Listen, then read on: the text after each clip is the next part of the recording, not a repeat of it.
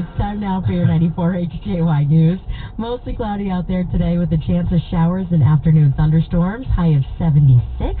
Your complete HJY forecast is coming up. Just to let you guys know, about 3,000 people have signed a movement where people are demanding we drop the Star-Spangled Banner due to its racist roots and replace it with America the Beautiful or even Imagined by John Lennon. That sounds good to me.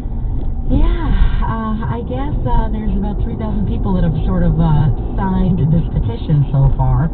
But the country is not going to get behind anybody changing the national No, they're not. And are changing the words or something or finding a different song, is that really going to make a difference? I mean, I read somewhere, wasn't it something along the lines of the original Star-Spangled Banner, the music itself is like some drunk bar song? Yeah, it is. Or something like right. that. Yeah. That's fantastic. Yeah,